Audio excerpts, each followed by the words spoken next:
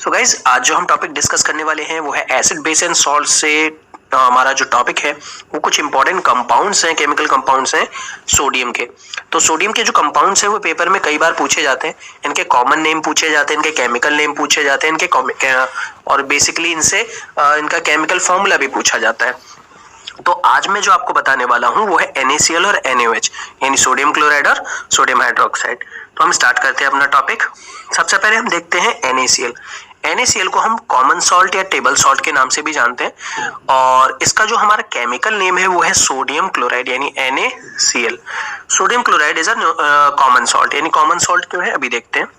Common salt जो है वो इंपॉर्टेंट कंपोनेंट है हमारे फूड का। यानी जब भी हम देखते हैं जो भी हमें लाइक फूड में टेस्ट वगैरह चाहिए होता है तो वो हमारा किसके लिए होता है, कॉमन सॉल्ट से की वजह से ही हमारा फूड में टेस्ट आता है। तो कॉमन सॉल्ट प्रिपेयर कैसे किया जाता है, इसको प्रिपेयर करने के लिए सी वाटर से और कह सकते हैं यानी झीलों से। तो salt is produce on the large scale by evaporating sea water और लेक वाटर। यानी जो भी समुद्र या झील होती हैं उनमें जो खारापन होता है यानी नमक होता है उनको क्या किया जाता है, एक जगह इकट्ठा किया जाता है और ड्राई किया जाता है, सुखाया जाता है, इवेपोरेट किया जाता है। जैसा आप यहाँ देख सकते हैं इनकी एक सॉल्ट फील्ड होती है जहाँ पे बहुत से एक बड़े बड़े पैटर्न से स्क्वायर में एक बड़ा सा फार्म बनाया जाता है जहां पर उन पानियों को कलेक्ट किया जाता है, सी वाटर को या जो सॉल्ट लेक होती है उनको। एंड ब्राइन वेल्स ब्राइन मतलब क्या होता है, अ कंसंट्रेटेड फॉर्म ऑफ NaCl। तो इनको इकट्ठा किया जाता है एक बड़े से फील्ड में जहां पर इनको इवेपोरेट यानी नॉर्मल लाइट, सन की लाइट में वो पानी उड़ता है और पानी के अंदर जो खारापन यानी जो सॉल्ट रह जाता है वो इकट्ठा होता चला जाता है। तो उन सॉल्ट को हम लोग कलेक्ट करते हैं, देन उसके बाद उसे प्यूरिफाई करते हैं, आयोडाइज करते हैं, देन उन्हें मार्केट में सेल आउट करते हैं। It is also exist in the form of rock, is called rock salt. यानी आपने काला नमक भी देखा होगा तो उसको भी हम कह सकते, ये हमें रॉक में भी मिलता है, इसे हम कहते हैं रॉक सॉल्ट। गाइस इसको अगर लैब में प्रिपेयर करें तो यानी ये मैन्युफैक्चरिंग कह सकते हो। अगर बड़े लार्ज स्केल पे देखा जाए तो हम इसे सी और लेक से इकट्ठा कर सकते हैं या रॉक सॉल्ट यानी पहाड़ों से, चट्टानों से भी इकट्ठा कर सकते हैं। बट अगर इसे लैब में प्रिपेयर करें तो ये जनरल फॉर्मूला है, स्ट्रॉन्ग एसिड HCl को जब NaOH स्ट्रॉन्ग बेस के साथ रिएक्ट करवाया जाता है तो ये बेस HCl को फुल्ली न्यूट्रलाइज करता है और एक कॉमन सॉल्ट बनाता है और वाटर रिलीज करता है। तो यहाँ पे भी एक सिंपल प्रिपरेशन है कॉमन सॉल्ट की जहां पे हम NaCl फॉर्म कर सकते हैं। प्रॉपर्टीज देख लेते हैं NaCl की। यानी सोडियम क्लोराइड होता क्या है, उसकी क्या क्या प्रॉपर्टी है। It is a neutral salt. Neutral क्यों हुआ गाइस, क्योंकि जब स्ट्रॉन्ग एसिड स्ट्रॉन्ग बेस के साथ रिएक्ट होता है तो उसको फुल्ली न्यूट्रलाइज कर देता है। यानी एक दूसरे को OH- H+ आयन न्यूट्रलाइज करते हैं बिकॉज दोनों स्ट्रॉन्ग है। तो न्यूट्रल सॉल्ट हो गया। इसका पीएच जो सोडियम क्लोराइड का है वो 7 होता है। क्योंकि सॉल्ट न्यूट्रल है तो इसका ना तो एसिडिक होगा ना ही बेसिक होगा, इसका जो पीएच होगा वो 7 होगा। It is a white crystalline solid. देख सकते हैं, आपने देखा होगा नमक जो होता है एकदम स्मॉल क्रिस्टल्स होते हैं, बहुत छोटे छोटे व्हाइट क्रिस्टलाइन सॉलिड होता है और इजिली सॉल्युबल इन वाटर। पानी में आसानी से घुल सकता है। बिकॉज पानी में क्यों घुल सकता है, बिकॉज पानी जो है वो पोलर नेचर का होता है। पोलर का मतलब हो गया H+ और OH- आयन दोनों होते हैं। तो Na+Cl- दोनों आयंस होते हैं जो वाटर के साथ आसानी से बाइंड हो जाते हैं। और जितने भी पोलर सॉल्वेंट्स हैं उन सब में हमारा जो सॉल्ट होता है NaCl वो आसानी से डिसॉल्व हो जाता है बिकॉज Na+Cl- कैसे होते हैं, पोलर नेचर के होते हैं। और इट इज स्टेबल सॉलिड यानी स्टेबल होता है। यानी मतलब इसको आप ऐसे नहीं कह सकते कि अब नॉर्मली एयर में रखें या नॉर्मल लाइट में रखें तो ये डिकम्पोज हो जाएगा, क्योंकि इनके बीच में स्ट्रॉन्ग आयनिक बॉन्डिंग होती है। इसकी वजह से इनका मेल्टिंग पॉइंट भी बहुत ही ज्यादा लाइक अप्रॉक्स 1100 डिग्री सेल्सियस के अप्रॉक्स माना जाता है, जो कि बहुत होता है। तो आप इसे जल्दी मेल्ट नहीं कर सकते, यानी इनकी मेल्टिंग पॉइंट बहुत ही हाई होती है।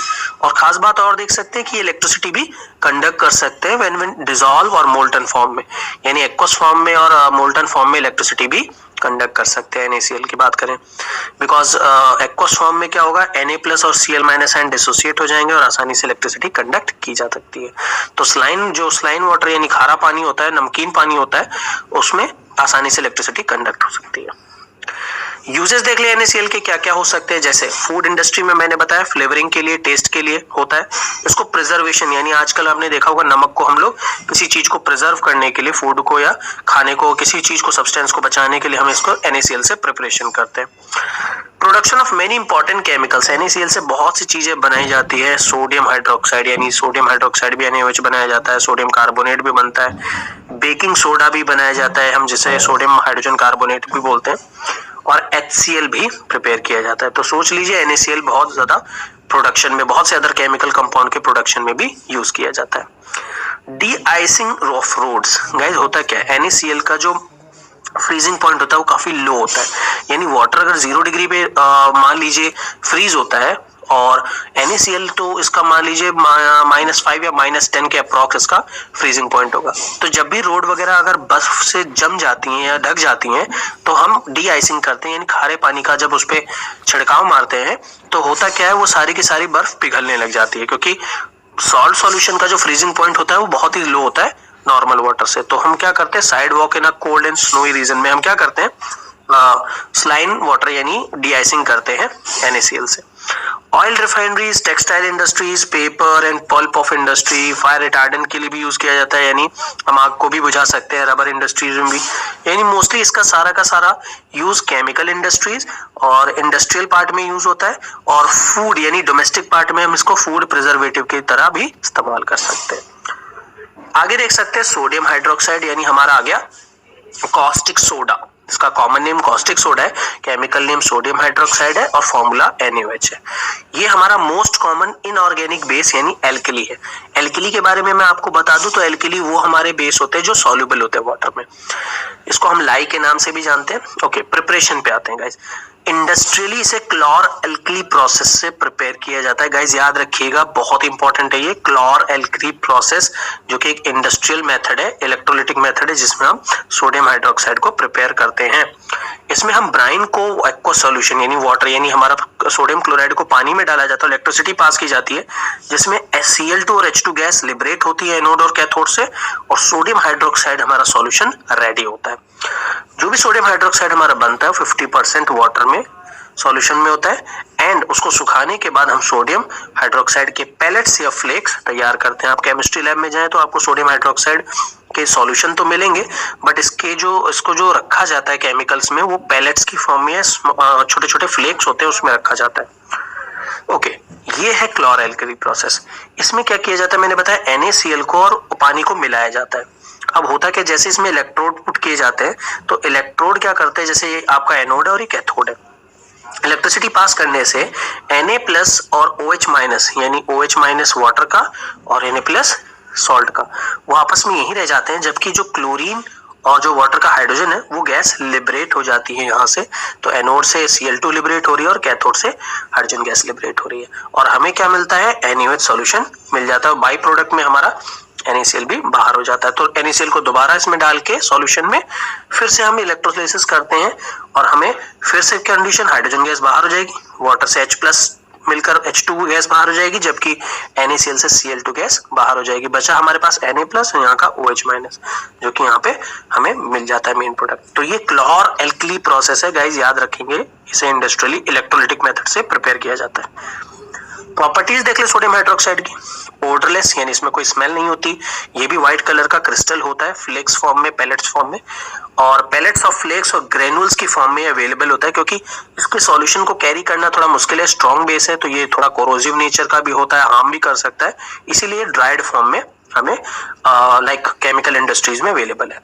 क्योंकि सोडियम हाइड्रोक्साइड पोलर नेचर का Na+ OH- है, तो आसानी से के वाटर में सॉल्युबल है, अल्कोहल में भी सॉल्युबल है, मिथेनॉल में भी सॉल्युबल है, but insoluble in inorganic solvents, insoluble in organic solvents कौन से हो जाएंगे, जैसे chloroform, acetone, aldehyde, carbon tetrachloride, benzene, क्योंकि वो सब हमारे नॉन पोलर नेचर के होते हैं। इसी वजह से सोडियम हाइड्रोक्साइड हमारा कैसा होता है, इसमें इनसॉल्युबल होता है ऑर्गेनिक सॉल्वेंट्स में, जबकि सॉल्युबल किसमें होता है, इन कौन से पोलर सॉल्वेंट्स में।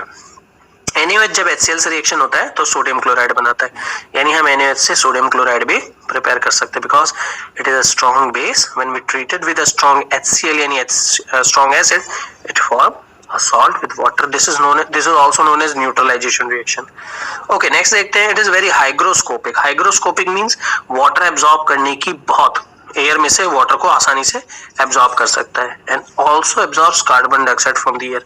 तो सबसे अच्छा सब्सटेंस है, यानी CO2 को भी एब्जॉर्ब कर सकता है और एयर में जो मॉइस्चर होता है यानी वाटर को उसको भी एब्जॉर्ब कर सकता है। तो ये हाइग्रोस्कोपिक नेचर का होता है। यूजेस देख ले NaOH के गाइस क्या हो सकते हैं।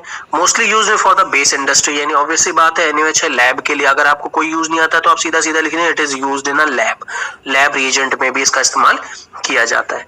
It is used in a paper pulp. Paper industries में आपने बेसिस को यूज क्यों करते हैं? पेपर को क्लीन करने के लिए, पेपर को हार्ड करने के लिए यूज किया जाता है। पेट्रोलियम यानी रिफाइनिंग में भी इस्तेमाल होता है। कपड़ों की कंपनी जो होती हैं उसको रंग वगैरह करके तैयार करने के लिए की जाती हैं।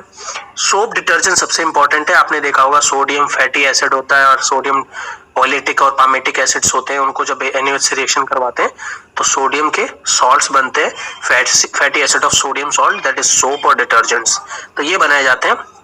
और देख लें bears process of aluminium production, यानी ये मेटलर्जी में यानी एल्यूमिनियम की रिफाइनरी में भी, एल्यूमिनियम की प्रोडक्शन में भी इसका इस्तेमाल किया जाता है, जिसे हम बेयर्स प्रोसेस कहते हैं। बेयर्स प्रोसेस में एल्यूमिनियम की प्रोडक्शन करने के लिए हम ओर से एल्यूमिनियम को अलग करते हैं, तो उसमें NaOH का इस्तेमाल किया जाता है। इंडस्ट्रियल क्लीनिंग, pH रेगुलेशन वगैरह, यानी NaOH बेस है तो pH को भी रेगुलेट कर सकता है। तो गाइज ये जो हमारा टॉपिक था वो था यूजेस क्या है, प्रॉपर्टीज क्या है, NaOH है क्या, NaCl क्या है। तो मैंने आपको इसमें बेसिक कंसेप्ट्स बताए कि प्रॉपर्टीज क्या है NaOH की। उसके बाद मैंने क्लोर एल्कली प्रोसेस को सिंपली बताया, वैसे ज्यादा डिटेल में पढ़ने की नहीं है। आप जब 11th क्लास में आएंगे तो आपको कंपाउंड्स पे ज्यादा स्टडी करनी पड़ेगी। एंड उसके बाद ही मैंने इसके प्रॉपर्टीज और प्रिपरेशन बताए, यूजेस ऑफ NaCl बताया आपको, फिर प्रॉपर्टी ऑफ NaCl हमने यहाँ पे पढ़ा। एंड कॉमन सॉल्ट होता क्या है, तो गाइज इस पे मोस्टली क्वेश्चंस आते हैं कि कॉमन नेम बताइए, इसका केमिकल नेम बताइए, इसका क्या नाम है, फॉर्मूला क्या है। तो ऐसे करके कई बार इस पे क्वेश्चंस आते हैं। आई होप आपको ये कंसेप्ट क्लियर हुआ होगा गाइज। ये बहुत ही सिंपल कंसेप्ट था NaCl और NaOH का। Thank you so much for watching.